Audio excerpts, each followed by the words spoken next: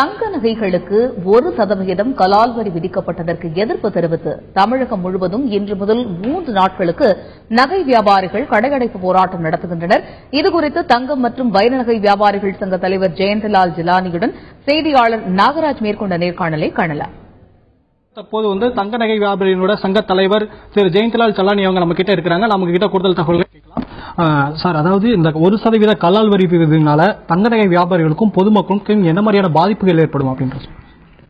பொதுமக்களுக்கு பாத்தீங்கன்னா நுகர்வோர்களுக்கு ஒரு சவரனுக்கு 250 ரூபாய் ஏற்கனவே தொடர்ந்து விலை உயர்ந்து வருகிறது. அதன் காரணமாக வியாபாரம் மந்த நிலைமையில் இருக்கும். இந்த பட்சத்தில் மேலும் இதன் மீது விலை, அதாவது நுகர்வோருக்கு சுமை ஏற்படும் பட்சத்தில் இன்னும் வியாபார பாதிப்பு ஏற்படும். அது ஒரு பக்கம்.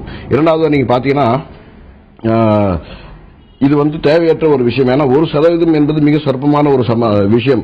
அதை இறக்குமதி தீர்வையில் கூட அவங்க கூடுதலாக ஏற்றுக்கலாம். பட் அதுக்காக இன்னொரு ஏஜென்சி, அதாவது சென்ட்ரல் எக்ஸைஸ் கலால் வரிங்கிற ஒரு புதிய நடைமுறை சிக்கல் ஏற்படுத்தக்கூடிய ஒரு விஷயத்தை உள்ள கொண்டு வரது எங்களால் ஏற்றுக்கொள்ள முடியாது. காரணம் என்னன்னா, இதற்குண்டான எல்லா ஆவணங்களும் நாங்க பாதுகாத்து வச்சிருக்கணும். அவங்க கேட்கும்போது காமிக்கணும், தொடர்ந்து வைக்கணும். இதெல்லாம் நடைமுறை சிக்கல். ஏன்னா இதுல 2 விஷயம் இருக்கு. உற்பத்தி செய்யப்படும் நகைகளுக்கு, அதாவது ஒரு நிறுவனங்கள் நேரடியாக உற்பத்தி செய்யும் நகைகளுக்கு 1% கலால் வரி விதிக்கப்படுகிறது. ஆனா அதே நீங்க பாத்தீங்கன்னா நேரடியாக கொள்முதல் செய்யற நகைகளுக்கு அது இல்ல. எந்த நகை உற்பத்தி செய்யப்பட்ட நகைகள், எந்த நகை நேரடியாக கொள்முதல் செய்யப்பட்டதுன்றது அதிகாரிகள் கேட்கும்போது எங்களால் காமிக்க முடியாது. ஏன்னா ஒரு 200 வளையல் இருக்குன்னா 200 வளையல எந்த வளையல் நேரடியாக உற்பத்தி செய்யப்பட்டது, எந்த நகை நேரடியாக கொள்முதல் செய்யப்படுதுன்றது காமிக்கவே முடியாது.